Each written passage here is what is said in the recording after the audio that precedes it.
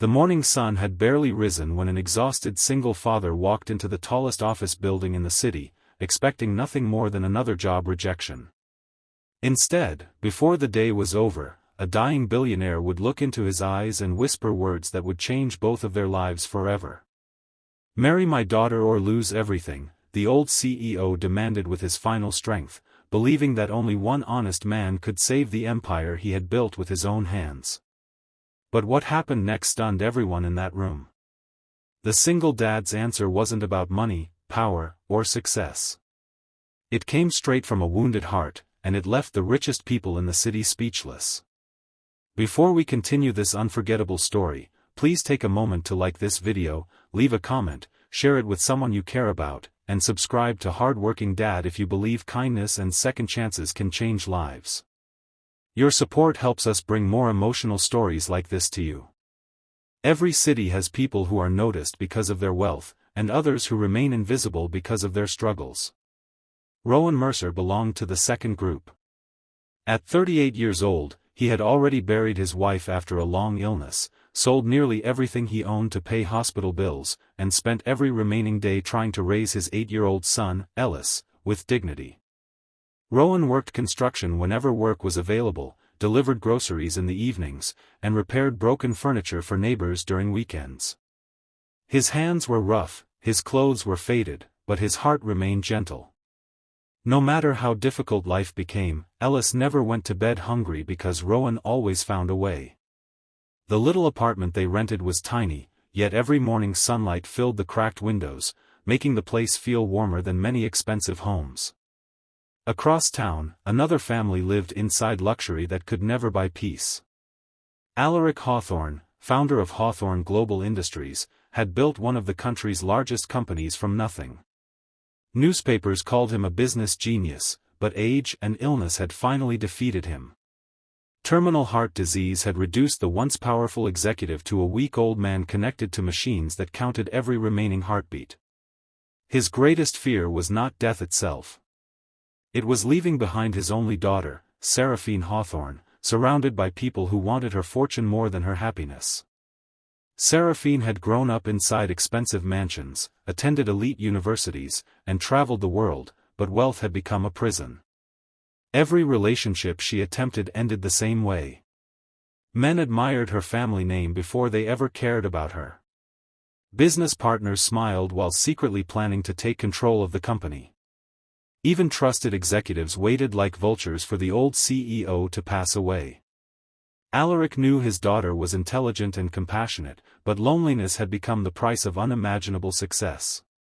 One sunny afternoon, Rowan arrived at Hawthorne Global after responding to an advertisement for a building maintenance supervisor.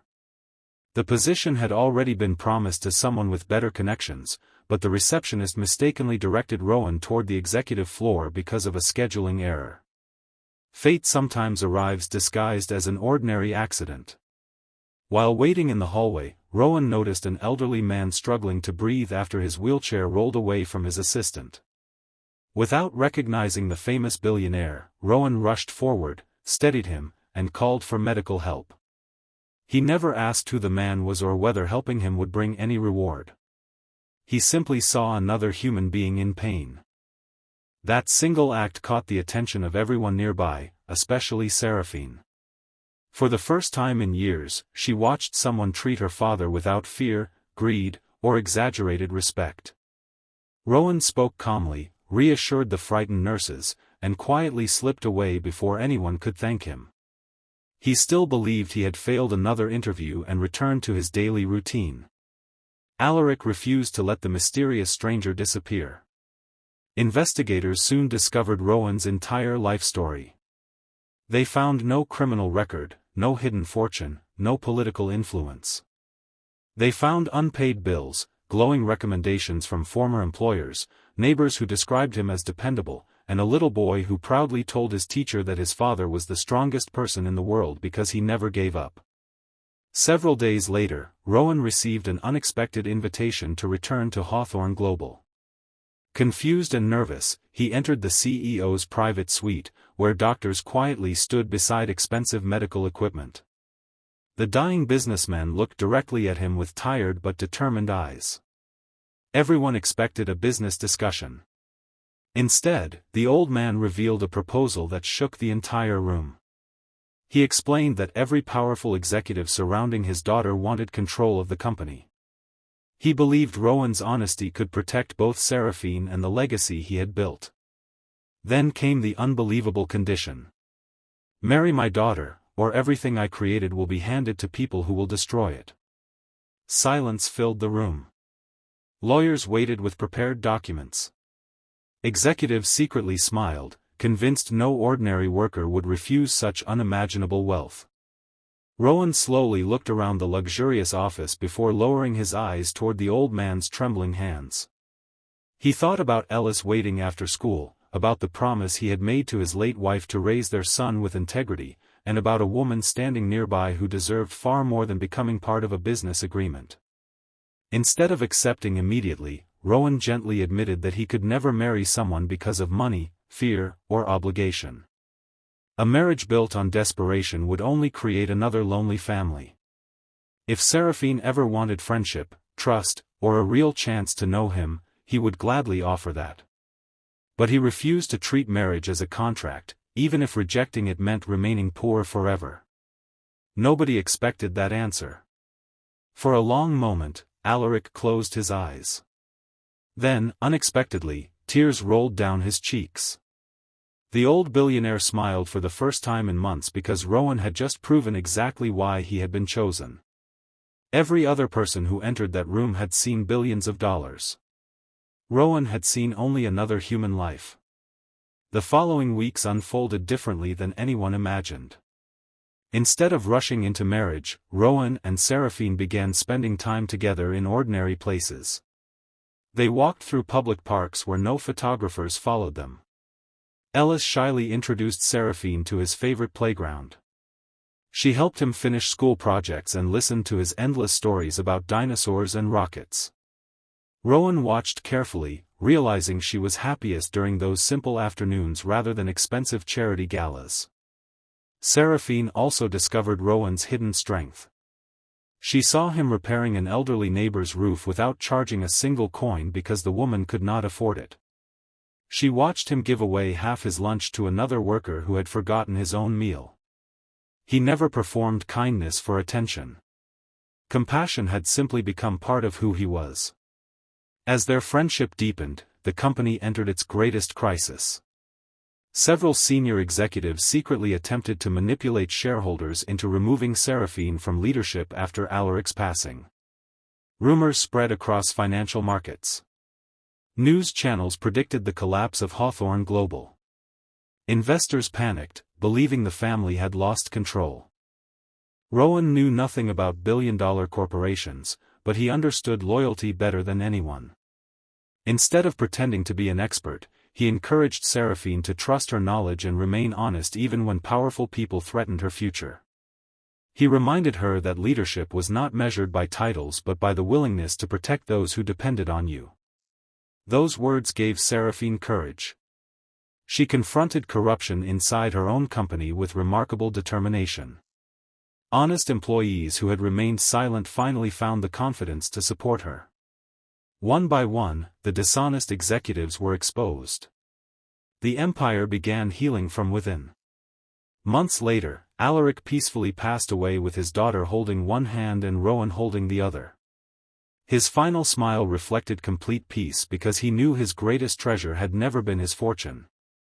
It had always been the hope that his daughter would one day find people who loved her for her heart. Time slowly transformed grief into new beginnings. Rowan and Seraphine continued growing closer, not because anyone expected them to, but because genuine respect had become something far deeper. Ellis laughed more often than he had since losing his mother.